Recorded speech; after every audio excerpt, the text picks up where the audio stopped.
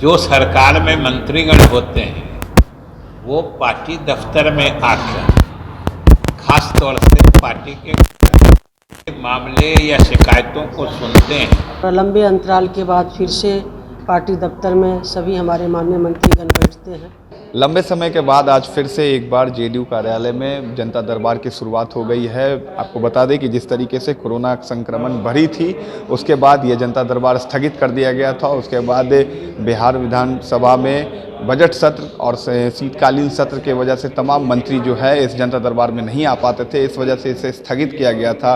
Corona के आंकड़े भी लगातार बढ़ रहे थे, उस वजह से भी जो है इस जनता दरबार को बंद कर दिया गया था। लेकिन एक बार फिर से जब तमाम मंत्री इस सभी बजट सत्र से, विधानसभा के सत्र से जब फ्री हुए हैं तो इस जनता दरबार की शुरुआत हो गई है। और आज बिहार सरकार के मंत्री लेसी सिंह और विजय चौधरी इस जनता दरबार में पहुंचे हैं। कुछ लोग भी आए, हालांकि संख्या कम है। जैसे जैसे लोगों को पता चलेगा कि फिर से जेडीयू कार्यालय में जो जनता दरबार की शुरुआत की गई थी उसकी शुरुआत फिर से हो गई है, तो ऐसे में जो फरियादी मिलने आते हैं, जो कार्यकर्ता मिलने आते हैं, उनकी संख्या आगे आने वाले दिनों में बढ़ेगी। लेकिन इस वक्त दोनों बिहार सरकार के मंत्री लोगों से बात कर रहे हैं, जो उनकी समस्या है वो सुन रहे हैं। इससे पहले भी सप्ताह में 4 दिन इस जेडीयू कार्यालय में जनता दरबार लगाया जाता है। 3 मंत्री जो हैं जेडीयू के वो अलॉट किए गए हैं हर दिन के लिए कि 3 मंत्री आएंगे, बैठेंगे, क्योंकि सोमवार को बिहार के मुख्यमंत्री नीतीश कुमार का जनता दरबार लगता है। उसके बाद सप्ताह में 4 दिन इस जेडीयू कार्यालय में बिहार सरकार के 3 मंत्रियों का जनता दरबार लगता है कि ज़्यादा से ज़्यादा जो शिकायतें हैं, लोगों की समस्या है, वो सुनी जाए। इसी क्रम में जब आज हमने बिहार सरकार के मंत्री लेसी सिंह और विजय चौधरी से बात की तो उन्होंने इस जनता दरबार को लेकर क्या कुछ कहा है, सुनिए आप। जो सरकार में मंत्रीगण होते हैं वो पार्टी दफ्तर में आकर खास तौर से पार्टी के मामले या शिकायतों को सुनते हैं और उसके निदान का प्रबंध करते हैं। और इसी सिलसिले में कुछ दूसरे लोग भी आ जाते हैं, सामान्य लोग भी आते हैं, तो हम लोग उनका भी सुन लेते हैं। वैसे तो सभी मंत्रीगण अपने कार्यालय में आवास पर मिलते ही हैं, लेकिन पार्टी दफ्तर में पार्टी के मिलने का एक विशेष महत्व होता है।